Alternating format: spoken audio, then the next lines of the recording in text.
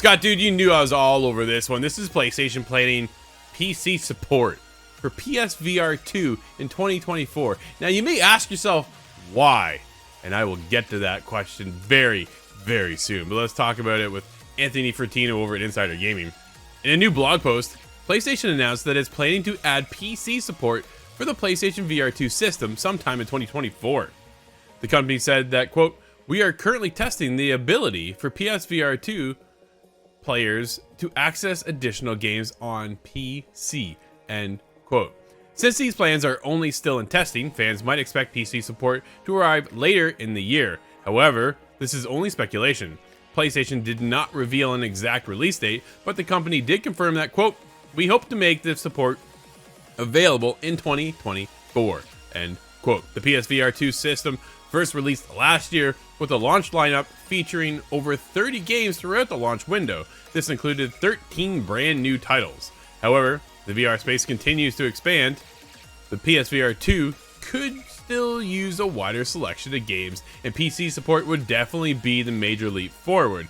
Fans are already speculating on some of the potential PC games that would benefit from this access. Dude, Half-Life Alyx. Yep, that's the big This one. is how people are going to play it if you have a PSVR 2. Here's the problem. If you have a VR headset, I'm sure PSVR 2 was probably not your first VR headset. Because if you have PC, you probably already played Half-Life Alyx. Here's the other side of it. Now, I can finish the article, but we're not going to because I'm already into a rant. So let's keep going. Here's what's happening.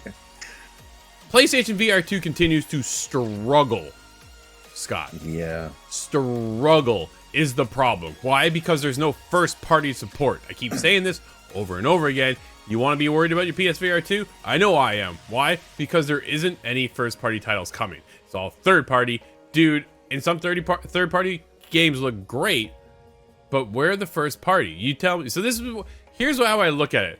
Remember a little device called the PlayStation Vita? Oh, yeah. The only issue with that was that it wasn't well supported, if I recall.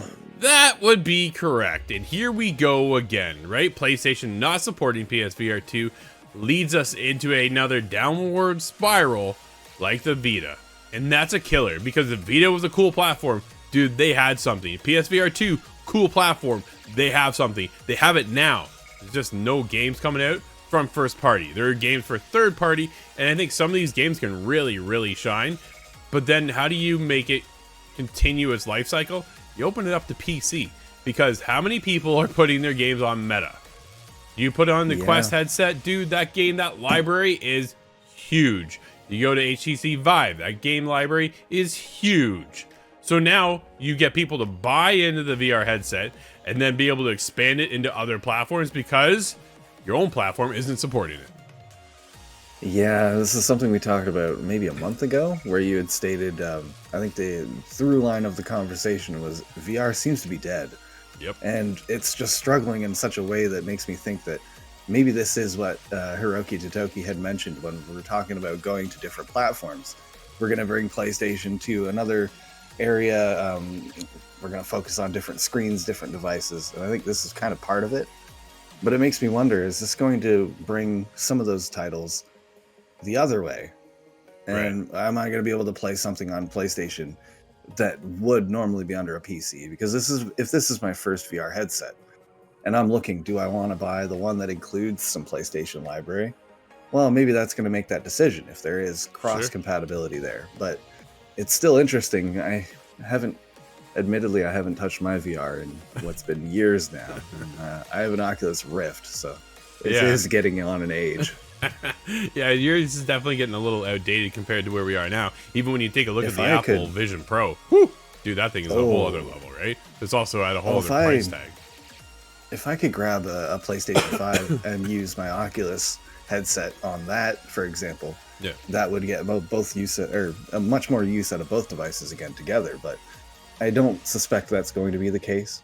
This appears to be just unlocking the PSVR 2 for PC and not the other way around. But I wonder if this will cause some sort of development. Yeah, I'm wondering where this kind of leads, right? At the end of the day. My other question is, do we see a PSVR 3? I don't think so. I really don't think we get it. I don't think so. I think the PSVR 1 struggled. It was a testing bed for PlayStation. and Sony to see where that goes. And then they're like, okay, you had the wand controllers from when we had iToy, if you remember that. Yeah, there's a shout out. Right? You had these wand. I forgot about that. They're horrible. But you put them in that gun container like thing, it was, dude, that was pretty cool. But then we even see PlayStation shutting down. We saw some of the VR studios shut down as well. Like that's disheartening to see, right? Because why? Because the games aren't taking off, right? VR just hasn't really taken off the way console gaming has. At the end of the day, Scott, you're like me, I think, and would just rather sit down on my couch and play a game instead of put on the headset. Then this thing gets on my nose and it sits there and it gets hard and it hurts and it's heavy, and all of a sudden I get a line through my nose like I got, you know, 100-pound pair of glasses on me. But yeah, the VR tech is so cool to get in some of these games. Moss, even going back to PlayStation VR 1, Moss, and then Moss 2. But again, where is the first party support? And this is where I'm so concerned for PSVR in general, because at launch, dude, it had a solid launch. We had GT7, right? Gran Turismo 7 is there for VR. Dude, it is cool, but it wasn't built for VR from the ground up, because when you put it on, you jump in, it is like watching a movie screen. It's a flat screen until you're in the cockpit. So you get this disconnected immersion, right? Being in the world, because you're not really in the world. You're watching a screen until you sit in the car, and then when you're behind the wheel, dude, it's a whole other level. Super that possibility cool. was there. It just wasn't well utilized. Well, and then moving forward, where I thought it was utilized really well, Horizon Call of the Mountain. Dude, it's still one of my favorite PSVR2 games. Still. It is so remarkable. I'm a huge Horizon fan in general, right? So when you get into that world, and I keep going back to it because it's one of the coolest moments I think I've ever experienced in VR, is watching the tall neck walk above me.